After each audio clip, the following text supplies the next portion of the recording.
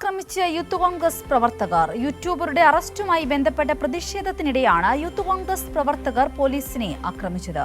Suju T Babu ചേരുകയാണ്. സുജു, ഈ സംഘർഷത്തിൽ പോലീസ് ഉദ്യോഗസ്ഥന് പരിക്കേറ്റിട്ടുണ്ട് എന്ന വിവരം കൂടി പുറത്തു വരുന്നുണ്ട്. എപ്പോഴായിരുന്നു സംഭവം? എന്താണ് സംഭവത്തിന്റെ അടിസ്ഥാനം?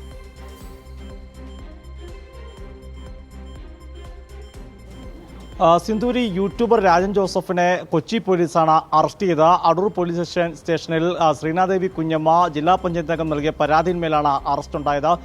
അതിനുശേഷം ശനിയാഴ്ച രാത്രി 11:30 അടൂർ പോലീസ് സ്റ്റേഷനിലേക്ക് എത്തിക്കുമ്പോഴാണ് ഏതാണ്ട് 20ഓളം വരുന്ന യൂത്ത് കോൺഗ്രസ് പ്രവർത്തകർ ഈ രാജൻ ജോസഫിനെ ആക്രമിക്കുന്നതിൽ ഇതിന് പ്രധാനമായി ഉയർന്നു വരുന്ന പേര് ഫെനി നൈനാന്റെ നേതൃത്വത്തിൽ ആക്രമിച്ചുവെന്നാണ്. എന്നാൽ പോലീസ് എടുത്ത എഫ്ഐആറിൻ്റെ അകത്ത് കണ്ടാൽ അറിയാവുന്ന 20 പേരെന്നാണ് ചേർത്തിരിക്കുന്നത്. അതുകൊണ്ട് തന്നെ ഫെനിയുടെ പേര് ഇപ്പോൾ നമുക്ക് എഫ്ഐആർ ഉണ്ടെന്ന് പറയാൻ സാധ്യമല്ല. എന്തായാലും 20ഓളം പേർക്കെതിരെ പോലീസ് കേസെടുത്തിട്ടുണ്ട്. നമുക്ക് ആ ദൃശ്യങ്ങളിൽ കാണാൻ സാധിക്കും. രാജൻ ജോസഫിനെ പോലീസ് സ്റ്റേഷൻ്റെ ഉള്ളിലേക്ക് വളരെ പാടുപെട്ടാണ് പോലീസ് ഉദ്യോഗസ്ഥർ കയറ്റുന്ന യൂത്ത് കോൺഗ്രസ് പ്രവർത്തകരാണ് രാജൻ ജോസഫിനെതിരെ പ്രതിഷേധം അറിയിക്കാൻ വേണ്ടി എത്തിയതും ഈ ആക്രമണം അഴിച്ചുവിട്ടതും വളരെ പ്രധാനപ്പെട്ട ഒരു കാര്യമാണ്. അതായത് ഈ കോൺഗ്രസ് ഭരിക്കുമ്പോൾ ഭരണത്തലവിൽ തണലിൽ യൂത്ത് കോൺഗ്രസ് പ്രവർത്തകർ തന്നെ പോലീസ് സ്റ്റേഷനിൽ പോലീസ് അറസ്റ്റ് ചെയ്തുകൊണ്ടെത്തുന്ന പ്രതിയെ ആക്രമിക്കുക എന്ന് പറയുമ്പോൾ വളരെ ഗൗരവമുള്ള കാര്യമാണ്.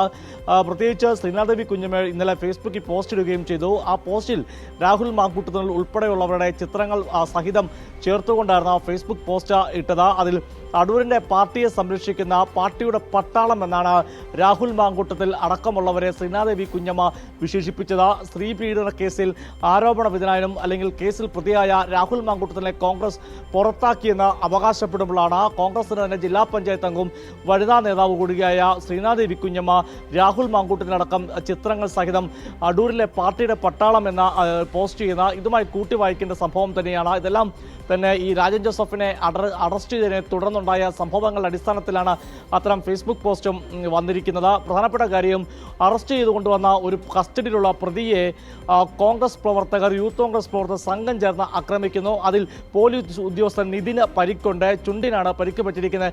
അടൂർ ജനറൽ ആശുപത്രിയിൽ നിതിൻ ചികിത്സ തേടുകയും ചെയ്തിരിക്കുന്നു.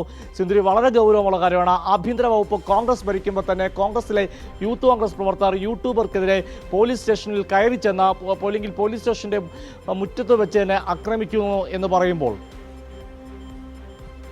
അതെ സുജു, എന്തായാലും വളരെയധികം സംഘർഷഭരിതമായ സാഹചര്യത്തിലൂടെയാണ് അവിടെ ഇപ്പോൾ കടന്നുപോയിരിക്കുന്നത്.